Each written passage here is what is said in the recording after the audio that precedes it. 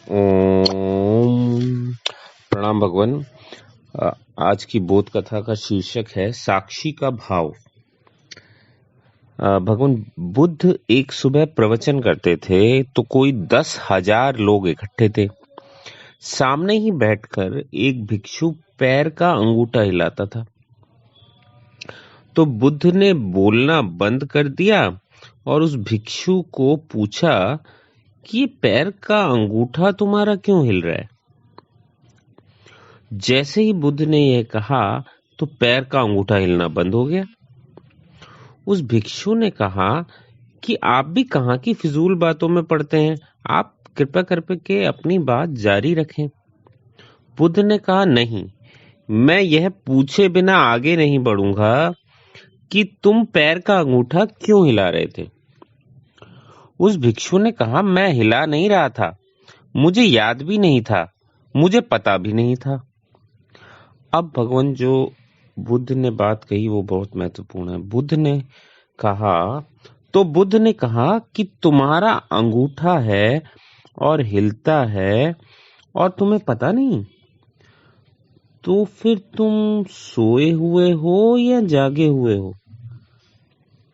और बुद्ध ने कहा, पैर का अंगूठा हिलता है और तुम्हें पता नहीं, तो मन भी हिलता होगा, फिर तो मन भी हिलता होगा और तुम्हें पता नहीं होगा, तो फिर तो विचार भी चलते होंगे और तुम्हें पता नहीं होगा, फिर तो वृत्तियां भी उठती होंगी और तुम्हें पता नहीं होगा, फिर तुम होश में हो या बेहोश हो,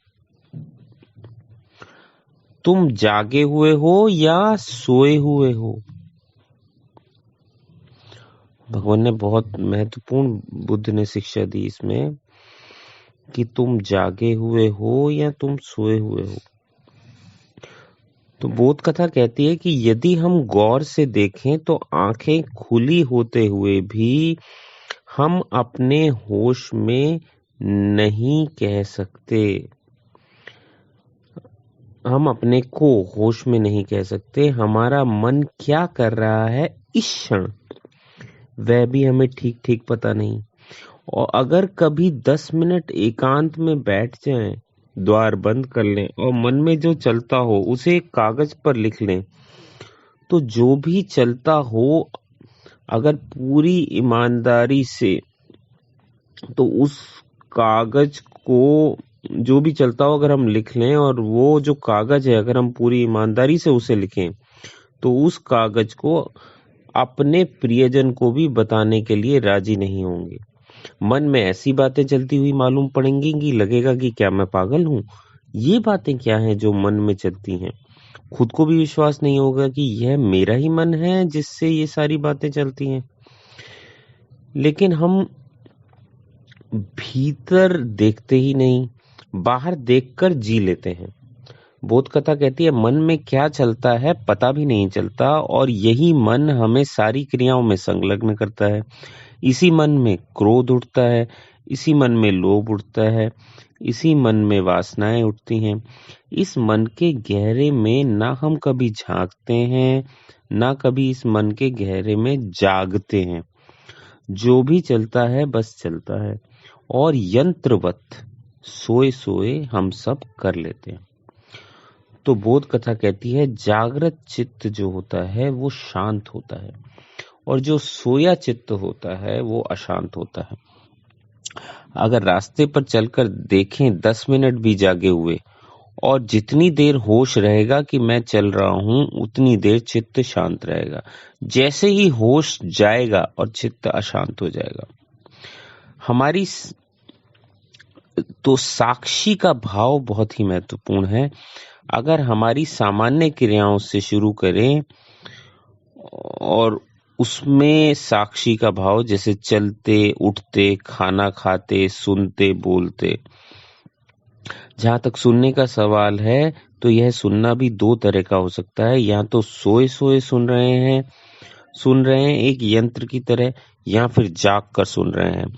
कि पूरा पता है कि आप सुन रहे हैं, होश है पूरा कि आप सुन रहे हैं, और अगर आप होश पूर्वक सुन रहे हैं तो सुनने में ही एक अद्भुत शांति आनी शुरू हो जाएगी, जिसका कि